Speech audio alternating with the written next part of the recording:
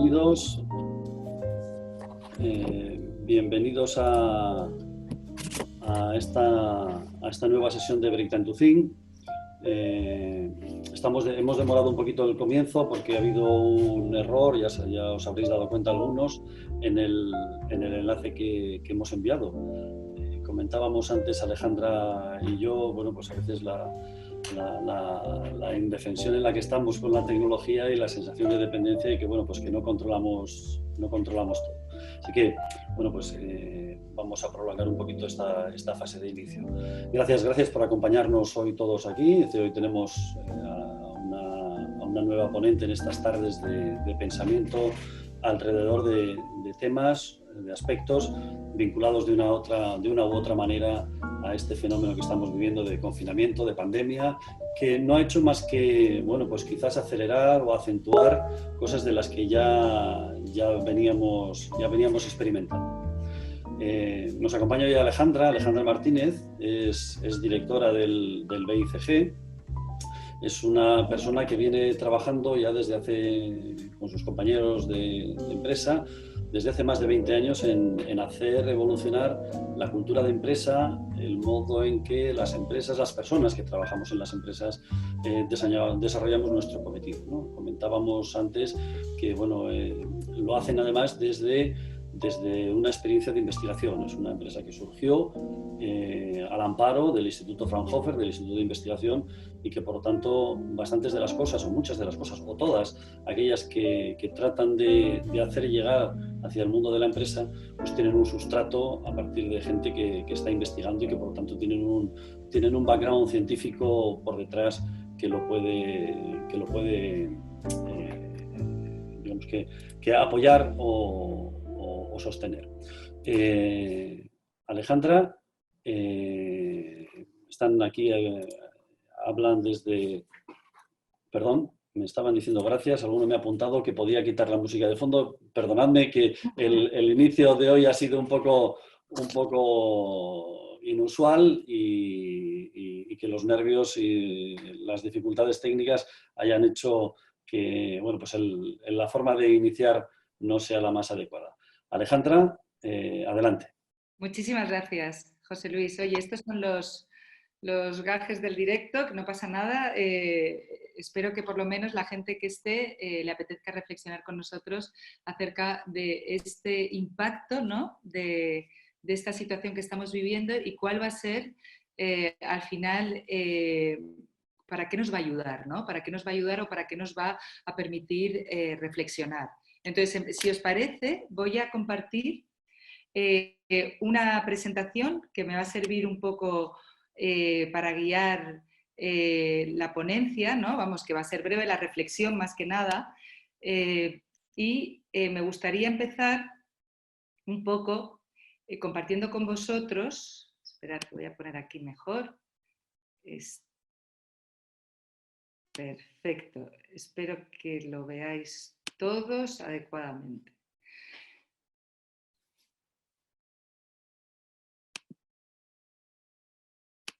Perdonad un momento.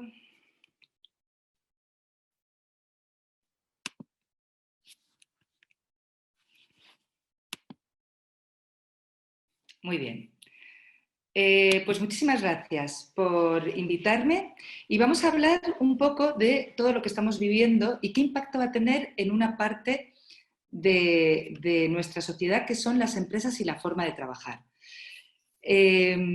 Yo creo que hemos utilizado, y se ha hablado muchísimo de lo vulnerables que de alguna forma nos ha hecho este COVID-19, ¿no? O por lo menos la percepción de nuestra vulnerabilidad. Recordando un poco las palabras que decía, no sé si lo conocéis, Nassim Taleb, ya en el 2007, hablaba de lo que llamamos esos cisnes negros, ¿no? Que al final son acontecimientos, fenómenos que tienen un impacto enorme y que no son previsibles, ¿no? Ahora mismo, hace poco, estaba escuchando una entrevista, hace unos días, que le estaban haciendo y él decía que esto no era un cisne negro, esto era un cisne blanco porque era totalmente previsible. Nosotros, lo que estamos viendo, y lo estamos viendo todos nosotros, es que este confinamiento, esta crisis nos está haciendo replantearnos nuestra forma de trabajar, de interrelacionarnos y de vivir. Es cierto que la tragedia personal y la consecuente crisis económica que va a tener es desafortunada, pero en todo momento extremo es un buen momento para replantear las bases de cómo planteamos nuestro modelo, en este caso nuestro modelo de trabajo. En todo esto nosotros en BICG hemos rescatado este término que utiliza Nassim Taleb, que es la antifragilidad. ¿Por qué? Porque la antifragilidad, tal y como la entiende, es más que resiliencia o robustez, sino que es algo que nos empuja a mejorar. Y por eso rescatamos este término, ¿no?, de antifragilidad. Antes de empezar a entrar un poco en materia, sí que me gustaría decir que yo lo que voy a tocar no es lo que es el mundo del trabajo en general, sino que voy a tocar lo que es la forma de trabajar en las pymes y en las empresas, y sobre todo en pymes y empresas de conocimiento. Lo digo porque es importante ver que esta crisis va a tener un impacto muy especial en todo lo que representa la mayoría de nuestro tejido empresarial, es decir, ese 94,48%, ¿no?, que veis en la gráfica, que no deja de ser los autónomos, las microempresas, y que realmente esta crisis va a tener un impacto, y este confinamiento, este parón económico va a tener un impacto especialmente en eso. Y si además añadimos que el 60%, como decía la Organización Internacional del Trabajo, 60% del trabajo que tenemos es trabajo precario, eso añade todavía más complejidad a esta crisis. Y no quiero dejar de mencionarlo y de decirlo. Sin embargo, yo me voy a enfocar en todo lo que es el impacto que va a tener en las organizaciones desde pymes hasta empresas más grandes. Y además, organizaciones de conocimiento. ¿Qué hemos aprendido de todo esto? Os voy a dar unas pinceladas muy rápidas de un poco lo que pueden ser los principales aprendizajes. Todavía tenemos mucho que aprender, pero básicamente esto es lo que podemos destacar hoy, ¿no? Hemos tenido un teletrabajo forzoso, ¿no?, en el que de repente hemos tenido que hacer un paquete a nuestros profesionales para que el trabajo en casa sea posible y que garantice la continuidad de negocio. Esto lo que nos ha mostrado es otra vez esa brecha digital. Aquellas empresas que estaban preparadas, que ya lo tenían en su ADN y que trabajaban así, han sido más rápidas y han podido hacerlo de forma mucho más ágil y mucho más eficiente. Otras empresas que aún están en modelos mucho más tradicionales de trabajo han tenido que hacerlo de forma mucho más forzada. Y esto va a tener que tener necesariamente unas consecuencias, ¿no? Yo siempre digo que el teletrabajo es la punta del iceberg. Luego tiene que haber muchas cosas y de esas es las que vamos a hablar hoy. Otra cosa que nos ha pasado es que al estar todos deslocalizados, de repente esa orientación a objetivos y a resultados se ha convertido en algo muy importante. Y esto es algo que nos ha pasado siempre cuando hemos implantado en otras empresas, antes del COVID-19, modelos de trabajo flexible. Cuando de repente las organizaciones quieren deslocalizar y hacer que su fuerza de trabajo sea más flexible, se acuerdan de que tienen que medir a las personas no solo por presencia, sino por objetivos y por resultados. Probablemente el que las personas estemos todas en una oficina no garantiza esa orientación a resultados y a objetivos, pero es cierto que suele saltar la chispa cuando deslocalizas a tus equipos. ¿Qué nos ha demostrado también este momento de impasse, esta crisis que estamos viviendo, este confinamiento? Pues un claro impacto en el medio ambiente. Es decir, hemos tenido que reducir nuestros tiempos de desplazamiento y viajes de forma muy significativa, y todos aquellos viajes que veíamos que eran absolutamente obligatorios han dejado de serlo y hemos podido hacerlo de otra forma, con un impacto clarísimo en el medio ambiente. Hemos garantizado la continuidad de negocio, no siempre, dependiendo de lo preparados que estábamos y la forma de trabajar que teníamos, hemos podido hacerlo de forma más ágil o de forma más fácil, pero en todo caso hemos tenido que repensar nuestro servicio al cliente y hacerlo en clave digital. Hemos tenido que digitalizar nuestros procesos de forma muy acelerada y todos los soportes, papeles que tuviéramos o que teníamos han tenido que desaparecer muy rápidamente para tener repositorios comunes y para poder compartir esa información y esa documentación y ese conocimiento. Y luego nos hemos dado cuenta que la comunicación es un eje vertebrador clave para cuando tienes equipos deslocalizados. Y finalmente, otra de las cosas que hemos aprendido es que nuestras oficinas han estado cerradas durante estos 47 días o 48, los que sean, ya he perdido la cuenta, de confinamiento. Han estado cerradas, es decir, los miles de metros cuadrados, dependiendo del tamaño de la organización, han estado inutilizados durante este tiempo y no ha pasado nada. Entonces empezamos un poco con unas... Y entonces, ¿qué suena por ahí, no? ¿Qué oportunidades de mejora tenemos en un momento que, como siempre, un momento de crisis está asociada a momentos de oportunidades? Yo destacaría 4 que vamos a ir profundizando.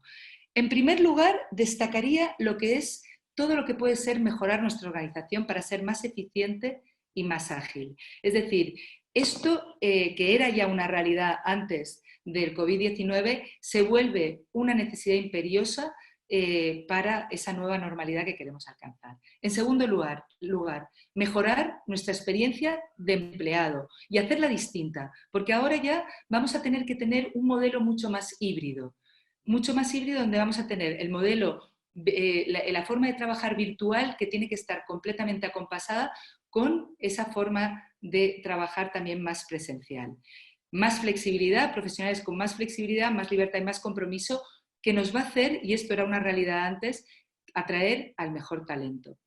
Ser más coherentes, y esto va a ser algo que voy a repetir mucho, con nuestra aportación como compañía, como organización en la sociedad, y velar por tener esa sostenibilidad humana, social, pero también económica y medioambiental. Y que esto no sea una cuestión solo de cuenta de resultados, sino que en esta cuenta de resultados empecemos a tener en cuenta qué impacto tenemos a nivel medioambiental y ese compromiso que tenemos también como organizaciones en la agenda climática, como organizaciones, como usuarios, como ciudadanos.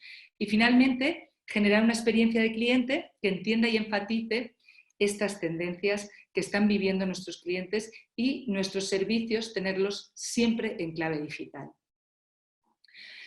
Estamos hablando mucho y muchos de nuestros clientes nos están contactando para saber qué van a hacer en el momento del post-confinamiento, ¿no? Todo lo que la normativa, todo lo que las normas de salud nos van a tener que exigir. Pero yo lo que estoy haciendo y lo que estamos haciendo es invitar a que la reflexión vaya más allá. ¿A qué normalidad queremos volver? Está claro que vamos a tener que tener un periodo transitorio en el que vamos a tener que lidiar con un montón de condicionantes y vamos a tener que hacerlo. Pero mucho más allá de eso, tenemos que tener claro dónde queremos llegar. Porque si no, probablemente, y esto es algo que pasa siempre en las crisis, ¿no? Vamos a tener 2 comportamientos posibles. El conservador, el que va a querer llegar cuanto antes a la misma normalidad que teníamos, y el valiente, el que va a apostar en todo momento por cambiar, por evolucionar, por hacer que su organización, cuando lleguen otros momentos imprevisibles y otros momentos en los que tengan que den jaque a su vulnerabilidad, puedan dar respuesta de forma mucho mejor a como la han dado hoy. Por eso yo invito a las organizaciones a pensar en esa nueva normalidad. ¿Y qué preguntas nos tenemos que hacer? Porque claro, al final esto es un momento de reflexión en el que nos surgen muchas preguntas que tenemos que hacer frente, ¿no? Oye, ¿cómo va a ser esa nueva cultura corporativa que quiero impregnar en mi compañía? ¿Y cómo voy a tener que tener ese nuevo liderazgo, ¿no? Que al final es nuestra forma de plasmar la cultura en las organizaciones, la forma, nuestros líderes tienen ascendencia para realmente permear la cultura que queremos ser? ¿Qué liderazgo queremos? ¿Qué impacto van a tener estas nuevas formas de trabajo, probablemente más híbridas, virtuales, en la productividad? Tenemos que generar modelos mucho más orientados a objetivos, a resultados, donde la agilidad sea una premisa que nos permita ser más eficientes. Debemos dejar de lado todos estos lastres que hacen que seamos compañías burocráticas, compañías poco orientadas a resultados, compañías que están con procesos muy lastrados por burocracias, y además con un modelo muy presencialista de trabajo. Eso tiene que acabar, ¿no? Y esta es nuestra oportunidad. ¿Dónde podemos ser más eficientes en los ahorros de costes? Porque también va de utilizar nuestra infraestructura mejor, y lo veremos en la presentación, y cómo tenemos que mejorar la experiencia de empleado y de cliente, y cómo tenemos que ser mucho más conscientes del impacto que tenemos en la sociedad. Entonces, vamos a ir viendo cada uno de estos puntos. Un punto para mí clave es que este modelo tiene que poner la persona en el centro. Y fíjate que va a haber mucho de tecnología, muchísimo, de automatización, de inteligencia artificial. Va a haber muchas cosas que vamos a poder hacer y que vamos a poder implantar para tener un modelo mucho más eficiente de trabajo, pero todo se hará única y exclusivamente si tenemos en cuenta que la persona está en el centro del modelo. En esto, en BICG hemos desarrollado desde hace mucho tiempo lo que llamamos la experiencia de compañía, que son dos conceptos que tenemos que tener claros a la hora de implantar un modelo de trabajo que sea realmente innovador y eficiente. Y es la coherencia de estos dos mundos. Por un lado, tenemos que generar una experiencia de cliente que sea diferencial, digital, que nos permita conectarnos de formas muy distintas a nuestros clientes, y hoy estamos viendo ejemplos de cómo lo están haciendo en sectores muy distintos las empresas, pero esta experiencia tiene que ser coherente con la experiencia que estás desarrollando dentro de tu compañía. Y estos dos mundos tienen que hablarse, tienen que ser simétricos, tienen que ser coherentes. Además, esto nos va a permitir tocar y replantearnos cosas en torno a esa nueva experiencia que queremos generar, en torno a cómo queremos proyectar nuestra cultura, cómo queremos que esa cultura de digitalización se impregne y cómo esto va a ser un imperativo, cómo queremos utilizar nuestros espacios y cómo queremos que esto también tenga una traducción en la experiencia de nuestros clientes.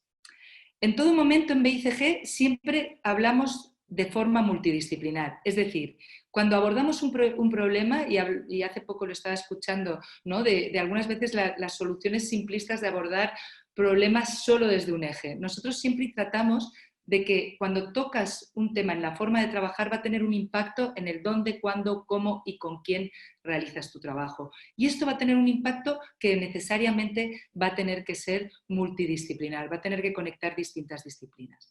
Entonces vamos a hablar desde esta perspectiva en 5 temas que me parecen claves. En primer lugar, vamos a hablar de cómo será esa nueva experiencia de empleado, lo que hemos aprendido, grandes rasgos, lo que me deja esta media hora con vosotros. Vamos a hablar también cómo empezamos a ver ese impacto en la cultura y el talento a través de un propósito que tiene que ser absolutamente real y que va a ser, sin lugar a dudas, el aspecto diferencial de las compañías y lo que va a hacer que una persona escoja una empresa u otra. Vamos a hablar de cómo esto va a tocar también esa experiencia que generamos en nuestro cliente. Vamos a hablar también de cómo se traduce eso en un mejor uso de nuestra infraestructura espacial, y finalmente vamos a tener este mantra que yo creo que es clave, que es que la innovación siempre. Si vemos esas gráficas que veíamos en el 2008 con aquellos países que no habían dejado de lado la innovación en un momento de contención económica, y ves cómo lograron salir de la crisis de forma mucho más aventajada, lo mismo ocurre en las empresas. Todo esto nos tiene que servir para que realmente la innovación sea una pieza clave, y esa innovación no la tenemos que dejar de lado, aunque los tiempos sean difíciles y tengamos que realmente priorizar un montón de cosas. No tenemos que dejar de lado la innovación. Entonces empezamos con esta nueva experiencia de empleado, que básicamente este cubo que tenéis aquí delante, nosotros lo hemos utilizado muchísimo desde hace 20 años. Este cubo ya, yo no estaba hace 20 años en BICG, pero sí hace casi 11, entonces, que son estos 3 ejes, que es la movilidad, la flexibilidad y la descentralización, ¿no? Que toca 3 vectores, que es nuestra estructura, el lugar donde realizamos el trabajo y el tiempo, cuando lo realizamos, ¿no? Y aquí depende dónde quieras situarte. Hoy la tecnología nos ha desconectado del lugar. Depende de lo ambicioso que seas, hoy está en tu decisión dónde quieres lanzar la piedra, ¿no? Ya no estamos en un trabajo en un sitio fijo, en un horario determinado, y desde luego el COVID-19 nos ha demostrado que eso ya no es así, sino que tenemos que tener un modelo que nos permita trabajar donde queramos, donde seamos más productivos, pero trabajar de la mejor forma posible en este mundo híbrido, virtual y presencial. Y esto nos va a hacer que nos hagamos muchas preguntas, porque vais a ver que depende de dónde pongáis el acento, cuando queráis cambiar vuestro modelo, van a declinar un montón de soluciones. Aquí una de las cosas que ahora muchas empresas nos dicen es, oye, ¿cuál va a ser el modelo de teletrabajo, de trabajo flexible que se va a quedar?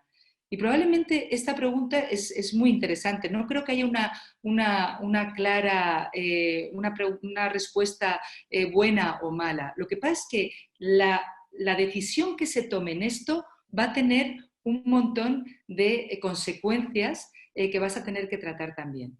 Probablemente hoy, después de estar confinados y tener un teletrabajo completamente distinto al deseable, porque tienes que compaginarlo con muchas cosas de tu vida personal, probablemente vayamos a un modelo mucho más virtual en el que tengamos la posibilidad de estar un 50% trabajando desde nuestra casa, desde otros lugares con el cliente, y un 50% que trabajemos en la oficina. Y ahí la reflexión será cuántos metros cuadrados necesitamos y qué queremos que sea ese entorno de trabajo cuando estemos juntos.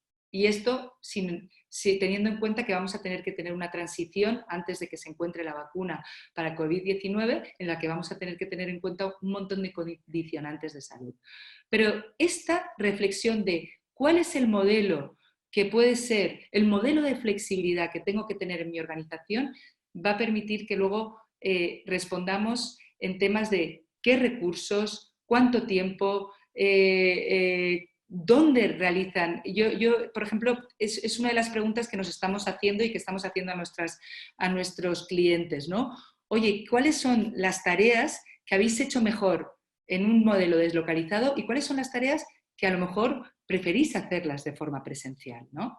Por lo tanto, esto va a declinar en cuál es la estructura organizativa teniendo en cuenta estas dinámicas, cuáles son las herramientas tecnológicas que vamos a tener que tener para poder realizar mejor nuestro trabajo y cuál va a ser nuestro modelo de desempeño, cómo vamos a medir la productividad, medir el trabajo, medir los objetivos de los equipos. Aquí hemos pasado, ¿no?, por niveles. Yo creo que algunas empresas han conseguido llevar a cabo esa fase de contingencia a través de esos retos básicos, ¿no? Oye, estamos organizados, hemos podido teletrabajar. Luego tenemos esos retos tácticos, ¿no?, que son dotar de conocimiento y capacitar para poder teletrabajar mejor y ser más eficientes. Luego tenemos la parte de ya objetivos y rendimiento, que sería, oye, ¿cómo podemos medir y aprender de esta fase para decir lo que ha funcionado mejor y peor y cómo conseguir un modelo cada vez más eficiente y más productivo? Y finalmente, que es el que me gusta más a mí, sería estos retos estratégicos de mejora. ¿Qué nos está si vamos a ir a un modelo de trabajo mucho más virtual, híbrido, ¿qué tenemos que tener en cuenta? Y lo tenéis aquí, ¿no? O sea, aquí yo creo que lo que tenemos claro es que hemos conseguido que tener un trabajo mucho más distribuido, y este trabajo distribuido ha venido para quedarse. Sin embargo, tiene que, como decía antes, para mí esto no es solo más que la punta de un iceberg, tiene que ir acompañado de un cambio en el modelo de compañía, en la cultura de compañía. Entonces tenemos Un cambio de liderazgo que tiene que estar basado en la confianza y una gestión por objetivos, un afianzamiento de las metodologías ágiles, las metodologías ágiles como una forma eficiente de trabajar, y muchos clientes me decían, oye, pero claro, las metodologías ágiles tienen que ser presenciales.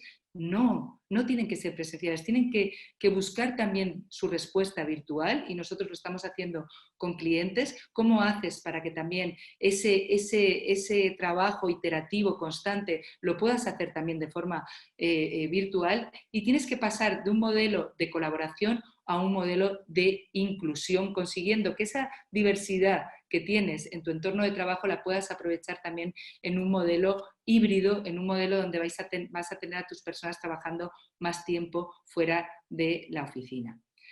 Y los retos son muy similares a los que teníamos antes en cuanto hablamos en temas de formas de trabajo. Y son clarísimos. En este nuevo modelo vas a tener que seguir rompiendo silos y garantizando que la colaboración es transversal y que se trabaja para un objetivo común. En este nuevo modelo vas a tener que seguir innovando, como lo decía antes, y probablemente tu innovación va a ser mucho más abierta y mucho más democratizada, pero vas a tener que crear esa psychological safety, ¿no? Ese entorno seguro para que tus profesionales puedan trabajar e innovar. Vas a tener que reducir tu tiempo de llegada al mercado, y lo vas a tener que hacer con estos equipos cada vez más virtuales o más mixtos.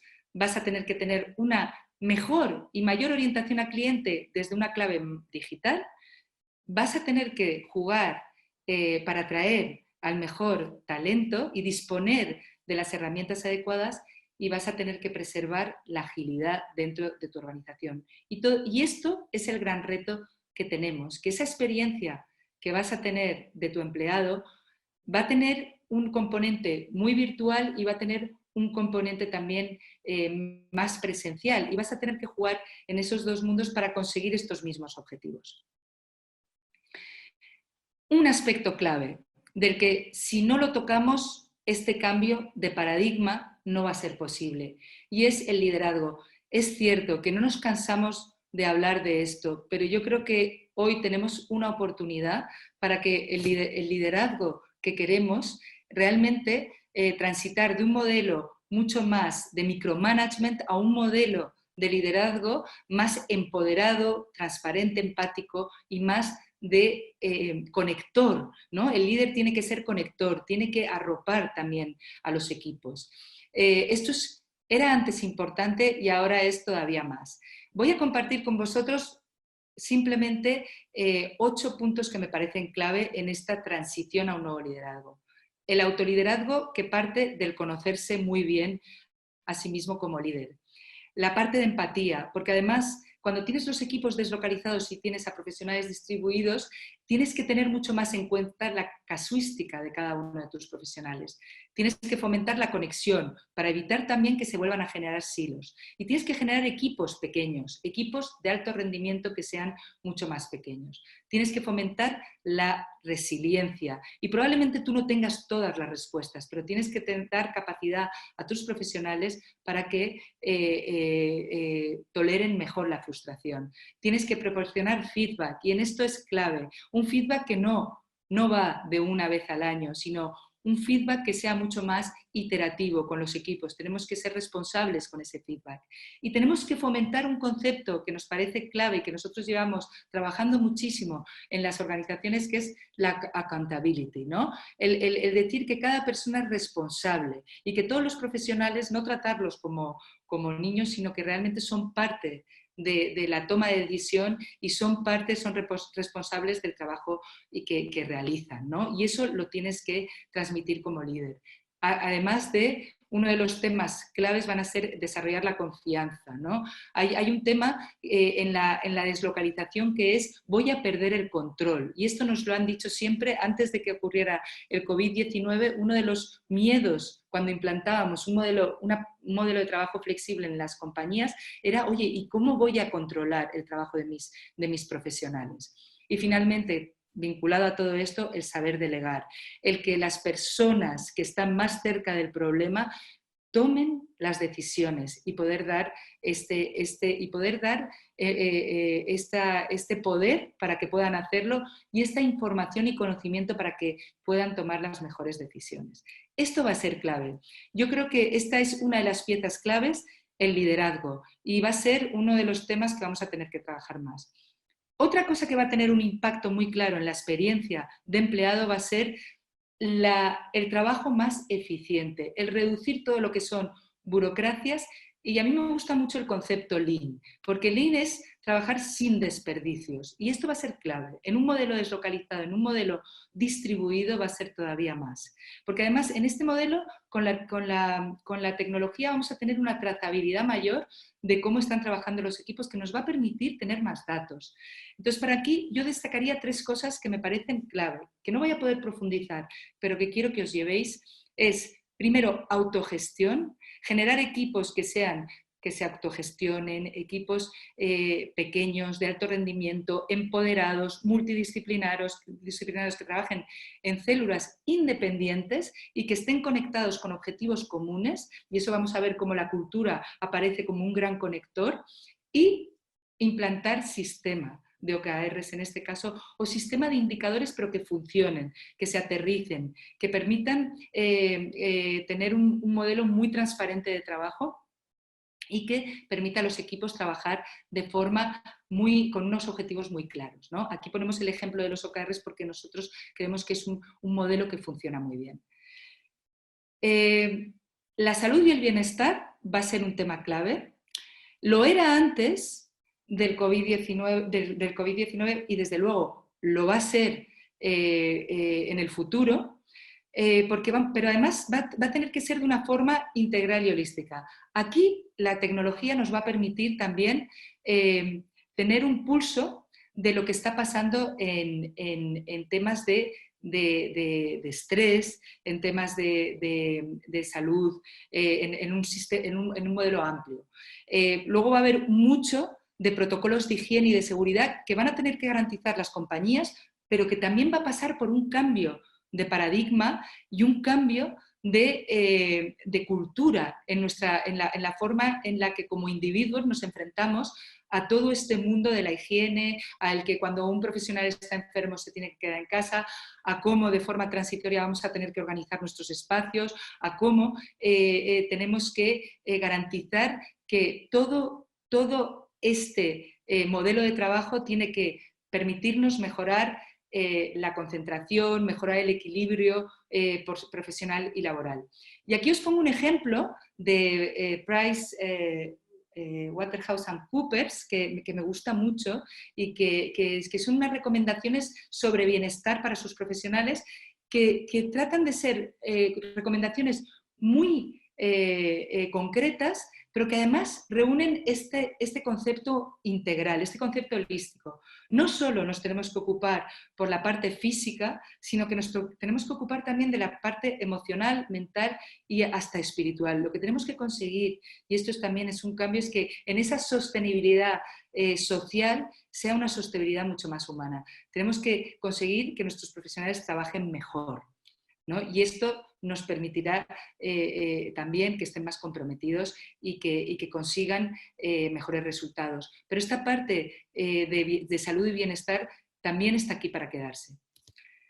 Otro de los temas es el nuevo liderazgo de recursos humanos, ¿no? Yo creo que también es una de las cosas que se estaba trabajando mucho, pero que yo creo que va a ser clave en el futuro. Y vamos a tener que darle el poder que necesita, porque este modelo híbrido de trabajo virtual y presencial hace que la gestión de las personas sea clave, ¿no? Porque nos va además de permitir que las nuevas tecnologías van a tener que permitir una monitorización en tiempo real mayor de las personas que se ocupan de las personas, ¿no?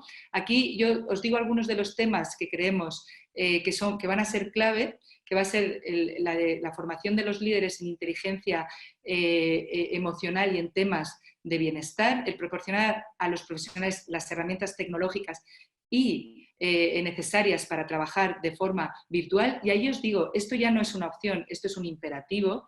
Promover la comunicación bidireccional entre managers y profesionales, disponer de datos en tiempo real y de pulso de lo que está ocurriendo en tu organización en tiempo real, ayudar a los líderes en generar ese nuevo modelo de liderazgo, utilizar objetivos para crear mucha mayor claridad y que estos objetivos sean comunes y sean visibles a todos, centrarse en los resultados y en el output y menos en los procesos, incrementar todas las fórmulas de reconocimiento posible y fomentar también la creatividad y la innovación.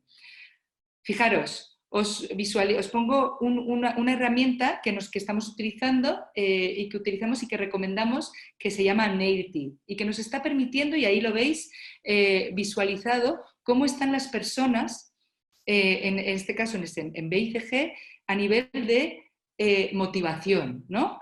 Cómo se sienten a nivel de psychological safety y cómo se sienten a nivel de motivación y autonomía, que en este momento de confinamiento y en este momento en el que tenemos a todo nuestro equipo distribuido, es clave para poder coger estas bolitas que tienes fuera de tu cuadrante óptimo, ¿no? y poder saber realmente lo que está ocurriendo en tiempo real en tu organización. Cultura y talento, otro elemento clave que vamos a tener. Y aquí lo quiero basar en dos cosas. En el propósito, que ya no es cuestión de tener un propósito bien escrito y bien elaborado, sino que ese propósito tiene que ser evolutivo y ese propósito no tiene que ser una historia, tiene que ser un story doing, ¿no? Las empresas más responsables tienen que trabajar y mantener ese propósito vivo y además lo tienen que consensuar con las personas. La agenda climática, que creo que hoy estamos todos muy conscientes de este impacto a corto plazo que tiene el COVID-19, pero el impacto que va a tener el cambio climático va a ser enorme. Hoy ya tenemos más de 4 millones de muertos anualmente por temas de contaminación y temas relacionados con el cambio climático. Yo creo que esto va a ser muy relevante y las organizaciones tienen que tener esa responsabilidad desde una triple perspectiva y la parte medioambiental tiene que estar ahí, responsabilidad con la sociedad, formación de nuestros talentos en soft skills, que esto es una tendencia que ya viene desde hace mucho tiempo, y también generar ese entorno de creatividad.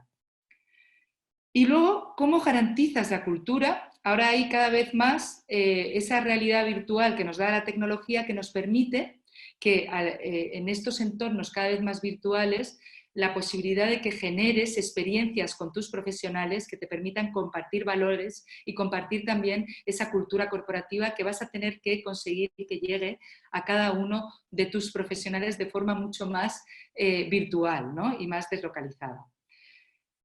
La experiencia de cliente. Y aquí os pongo 3 cosas que me parecen clave. Evidentemente, repensar el producto y pasar a servicio digital, y esto lo vemos por ejemplo, en el sector de la restauración, cómo están cambiando su forma de dar servicio. Las plataformas digitales que hoy estamos utilizando para conectar mejor con el cliente.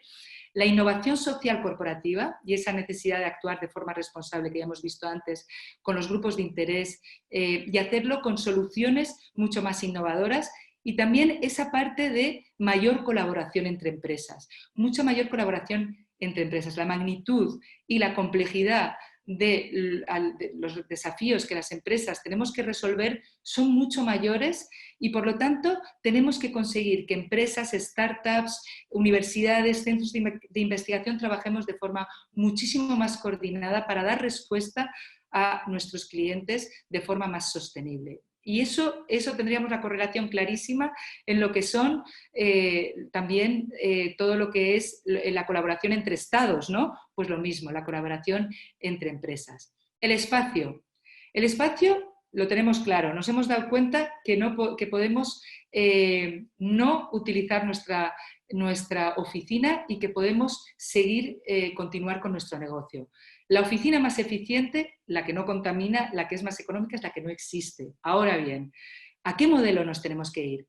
Algunas reflexiones. Hace ayer, Jess Staley, el CEO de Barclays, decía que la noción de poner 7.000 personas en un edificio pertenece a algo del pasado. Y probablemente es así. ¿Qué tenemos que reflexionar? Fijaros, hoy ya vamos a tener un momento que es el que estamos viviendo ahora, que nuestras oficinas están cerradas, vamos a tener que adaptarnos en una fase 2 al entorno y a todos los requerimientos que nos va a dar el COVID-19 y el no tener la vacuna todavía, en cuanto a adaptar la oficina a la nueva realidad, revisar la densidad, reducir, cumplir las normas de distanciamiento social, pero yo os invito a reflexionar más allá de eso. Cuando tengamos la vacuna, ¿qué queremos que sea esa oficina? ¿Qué tenemos que generar en esa oficina? Hace nada preguntábamos en nuestros análisis a las compañías en BICG y preguntábamos cuáles eran las razones para ir a la oficina, y en el futuro siempre salían 2 razones determinantes, que eran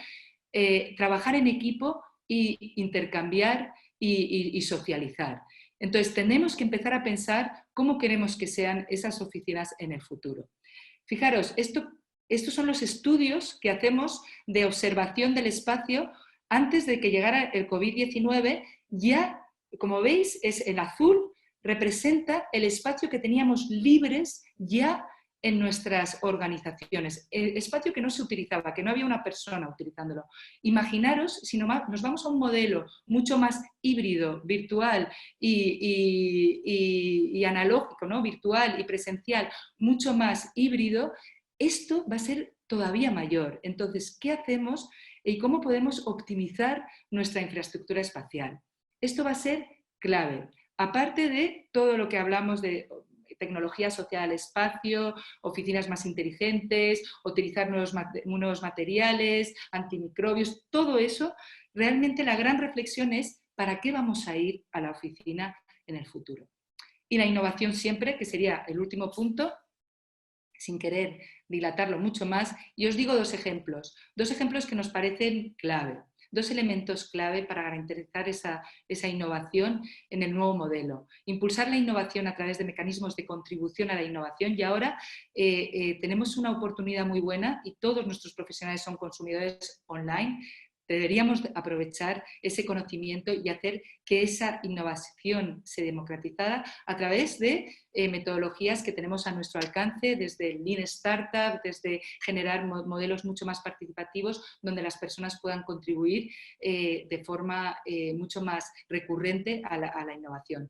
Y luego, como antídoto, y vuelvo a rescatar a Nassim Taleb, para promover esa antifragilidad, sería invertir siempre una parte en proyectos de alto riesgo, en proyectos que permitan desarrollar moonshots, ¿no? Mientras cuidamos también, invertimos en el core. 2 ideas para que estemos siempre garantizando esa innovación, que es lo que nos va a preservar el futuro, ¿no? Y para finalizar, ¿cómo lo abordamos? ¿Cómo se hace todo esto? 3 cosas únicamente, y me voy a quitar ya la presentación para terminar con esto.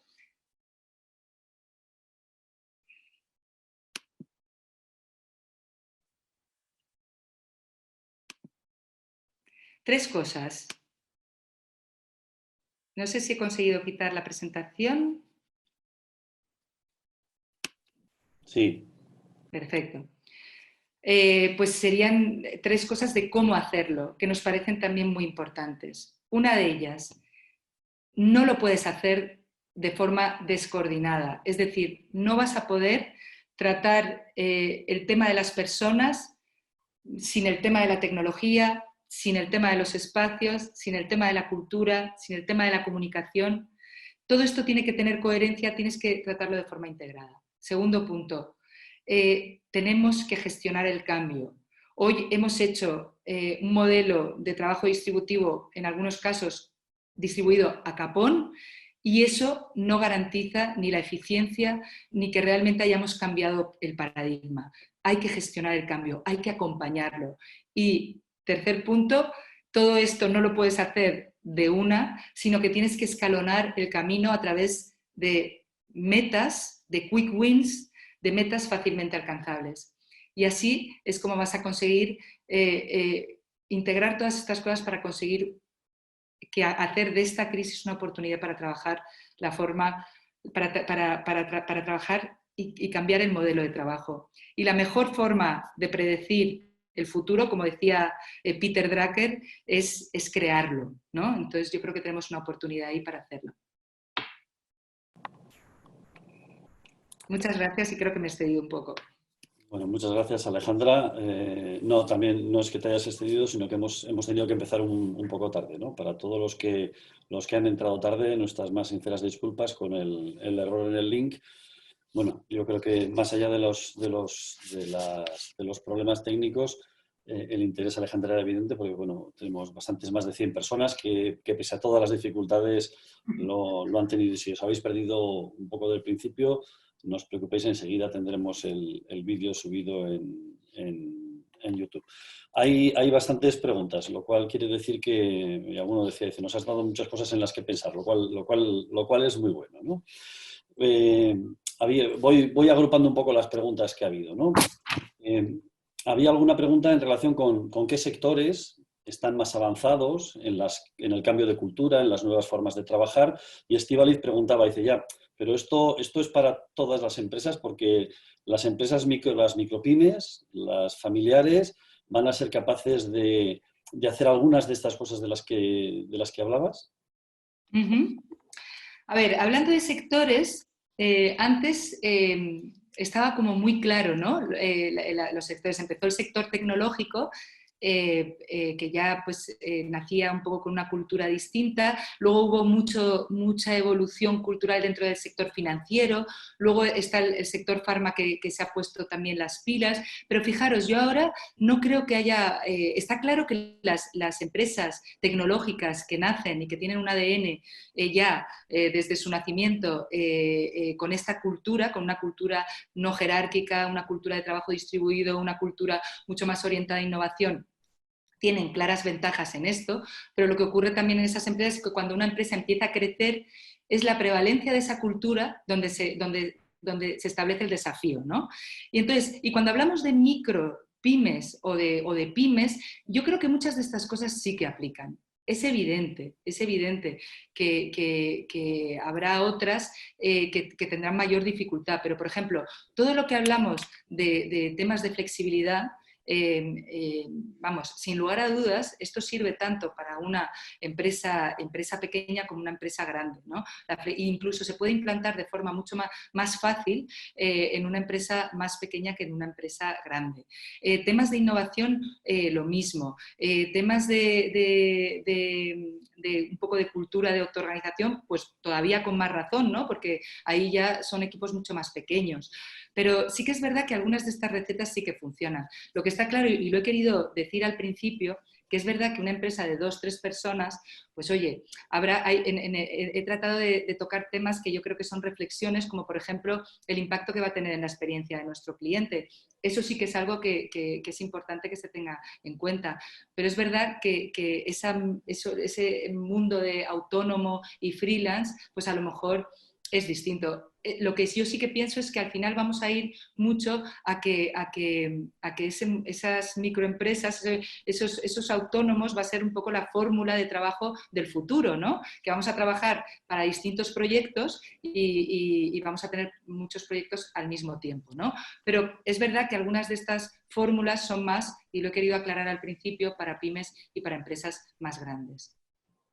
Hay algunas preguntas en relación, preguntaban a ver si conoces un poco las empresas del País Vasco y a ver si en cuanto a innovación, a cultura corporativa, en cuanto a cultura de empresa y forma de trabajo, tienen alguna señal de identidad un poco diferente de otras regiones o países. Y luego también había una pregunta a ver si hay algo particular, algún cambio, característica especial para empresas que tengan una fuerte internacionalización. Vale. En el País Vasco, fijaros, tenemos proyectos en Cataluña muchísimos, tenemos muchos proyectos también en la Comunidad Valenciana, pero es cierto que en el País Vasco todavía no tenemos un proyecto. Lo que puedo saber es un sector que está muy industrial, ¿no? Y es cierto, y conozco muy bien a compañías como, ¿cómo se llama? KNK Emocionando, creo que tienen una forma muy parecida a la que nosotros pensamos de cambio cultural, ¿no? Y además un cambio cultural que sea muy participativo. Entonces, al ser un sector más industrial, es importante esa forma, ¿no? de que realmente el cambio venga de las propias personas que componen las empresas. Y yo creo que estáis muy avanzados en muchas cosas relacionadas con las formas de trabajo. Yo creo que sois muy punteros en temas de innovación, sois muy punteros también tenéis estructuras mucho más horizontales, a lo mejor que en otras organizaciones, no todas, las grandes empresas vascas también son muy, muy jerárquicas y todavía tienen modelos tradicionales de trabajo, pero yo creo que en temas de innovación y en temas de intraemprendeduría sí que destaca por ser muy activos en eso, ¿no? Y luego también esa parte de industrial que hace que de alguna forma pues que vuestros retos sean un poco distintos. Y luego la otra pregunta que iba más, perdona José Luis, si me la puedes... Sí, sí. A ver, si los cambios, o es decir, perfiles, características de los cambios que tienen que ser específicamente para empresas que están fuertemente internacionalizadas. O sea, cómo cambiar esa cultura del trabajo. Yo creo que las empresas que están fuertemente internacionalizadas ya tienen ese desafío. Es decir, nosotros cuando trabajamos con empresas suelen ser empresas que ya, una de las cosas que ocurre es que están deslocalizadas, que su trabajo ya es distribuido. Y uno de los desafíos más grandes es conseguir que la cultura sea igual, ¿no? En todos los lugares donde se encuentran, en todas las sedes que tienen a nivel internacional. Yo creo que la internacionalización te da una lección en cuanto a trabajo distribuido, pero te hace que tengas que ser mucho más riguroso en lo que es preservar la cultura y que tu cultura trascienda las fronteras, ¿no? Entonces, todo lo que estoy contando a nivel de innovación, a nivel de autogestión, a nivel de equipos distribuidos, aplica todavía más cuando la compañía tiene una fuerte internacionalización. Y es uno de los, antes del COVID-19 era uno de los grandes retos que nos planteaban las empresas.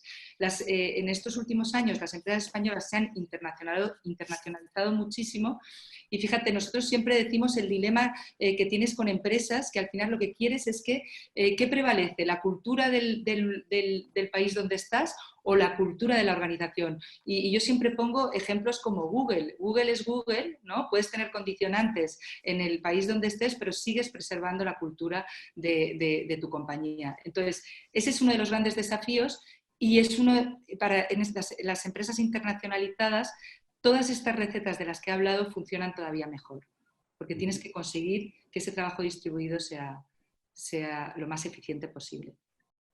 Hay unas cuantas preguntas, las agrupo, son 4, las agrupo un poco en una única. Hacen referencia todas ellas al teletrabajo, al trabajo en casa, ¿no? Empezaba un poco empezando Alejandro, y dice, bueno, decías que casi no ha pasado nada nos han puesto en casa, pero que hay mucha gente que ha sufrido mucho estrés en casas pequeñas, con hijos pequeños. Es decir, y traía un poco consejos para los profesionales y las empresas como para cómo encontrar ese equilibrio entre familia y profesión. Y vinculadas a ellas también había preguntas a decir, oye, la ergonomía, las condiciones en casa, es decir, ¿es la empresa de alguna forma responsable decir, después de tener personas responsables dentro de la propia empresa para vigilar la ergonomía? Es decir, ¿quién lo va a mirar en casa, ¿no? Y una última, dice, oye, y todo ese coste que ahora se ha puesto en el lado del empleado, metros cuadrados de su casa, instalaciones, etcétera, ¿cómo va a ser? Es decir, yo creo que las tres son un poco relacionadas entre sí, ¿no? No he querido entrar en esto deliberadamente. Yo ahí, de verdad, me podéis contactar porque tenemos un montón de experiencia y sobre todo de pautas y de recomendaciones para llevar el trabajo mejor. A ver, yo lo que quiero decir es efectivamente este teletrabajo, que es difícil cuando utilizas el término teletrabajo porque parece, yo ni siquiera lo llamaría teletrabajo. Yo creo que nosotros siempre, y además eso siempre lo hemos defendido, por los estudios de investigación que hemos hecho, nunca recomendaríamos un teletrabajo total. Es decir, que todas las personas estén un 100% del tiempo en su casa, porque creemos que eso no es lo más adecuado y que hay algunas tareas que siguen siendo necesarias hacerlas presenciales. Ahora, este teletrabajo nos ha obligado a tener que compaginarlo con todo nuestro entorno, y nuestro entorno ha sido muy complejo con todo nuestro entorno personal. O la soledad para las personas que viven solas, o la familia para las personas que tienen familia, o cualquier otro condicionante. Entonces, yo ahí tenemos un montón de recomendaciones en este sentido, y os invito a que me contactéis, que os dejo mi mail, pero serían desde planificar muy bien, desde ser muy transparente en tu condición, ¿no? Lo decía, en tu condición y en tu lugar de trabajo, hacerlo visible al resto. Ser muy comunicativo. Los líderes tienen que ser excesivamente comunicativos y transparentes. Generar tareas concretas para que nadie se sienta que no tiene claro lo que tiene que hacer, porque eso te causa muchísima ansiedad.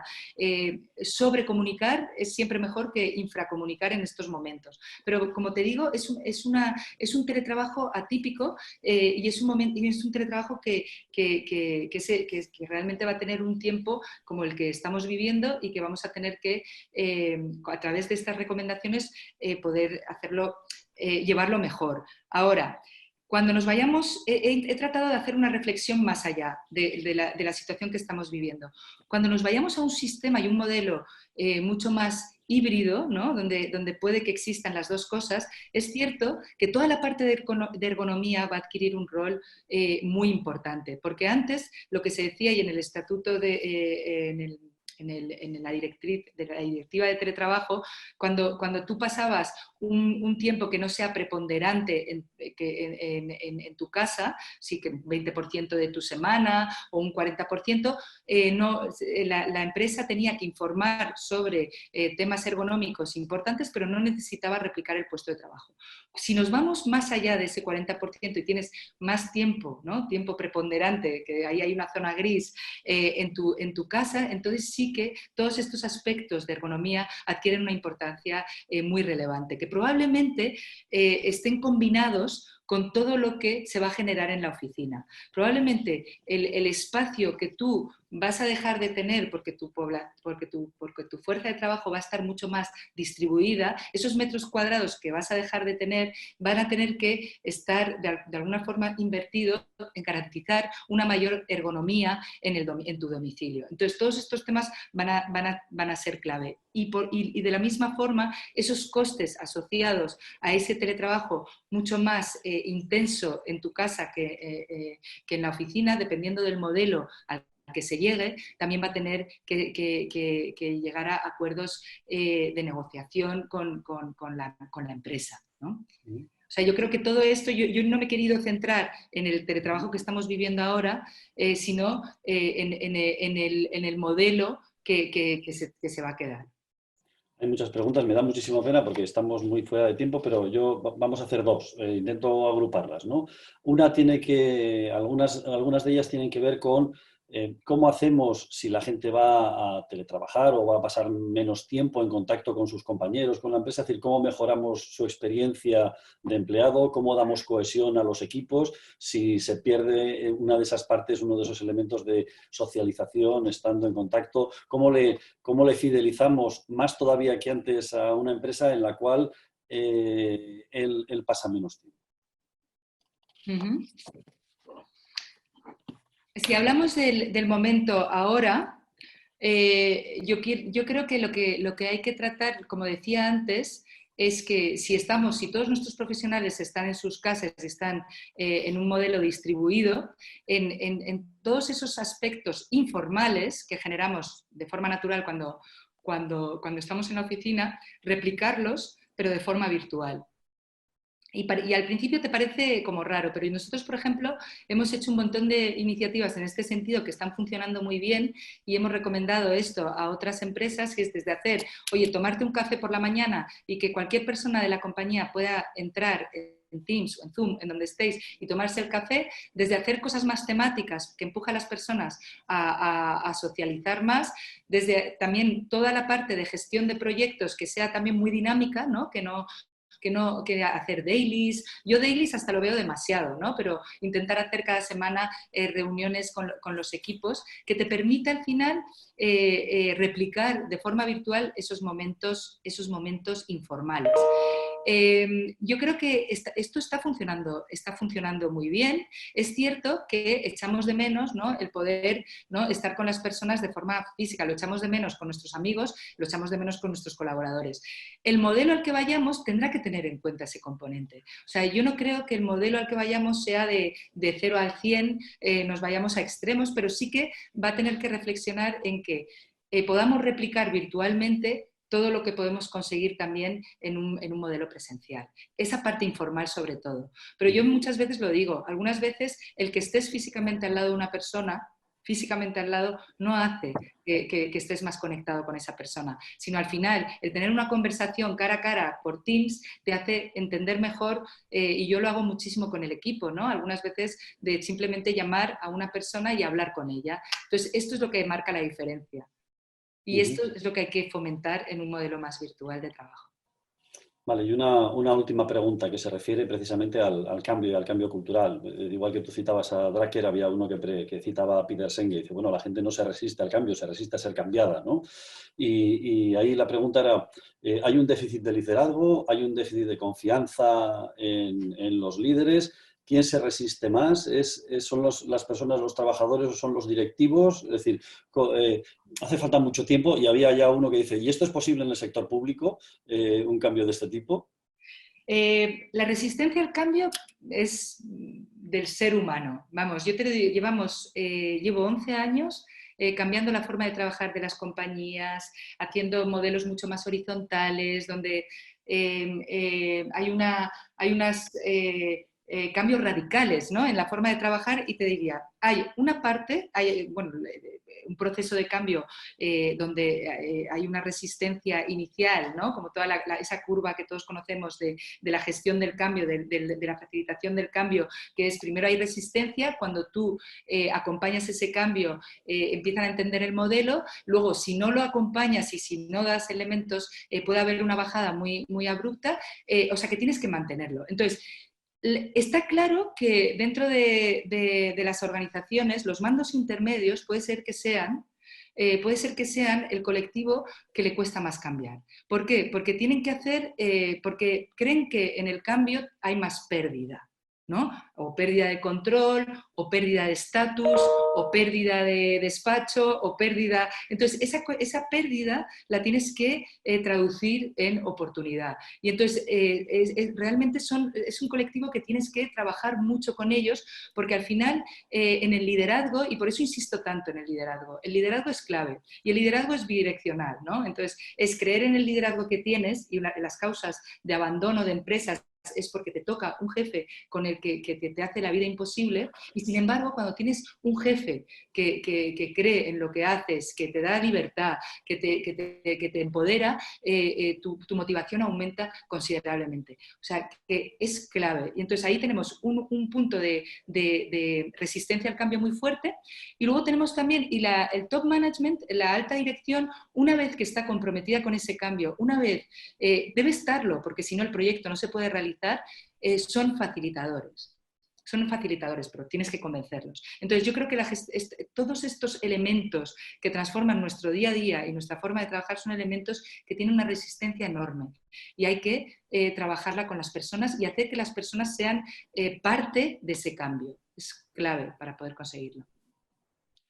Bueno, Alejandra, muchísimas gracias. Nos hemos excedido un poquito del tiempo, hemos empezado también un poco más tarde. Reitero mis disculpas a todos. Muchísimas gracias por acompañarnos. Muchísimas gracias, Alejandra. Yo lo he disfrutado muchísimo. A juzgar por la gente que ha habido, yo creo que ellos también, y por las preguntas. Como tú decías, oye, ahí está, es decir, es fácil encontrar tu referencia para poder consultarte o trabajar. Exacto.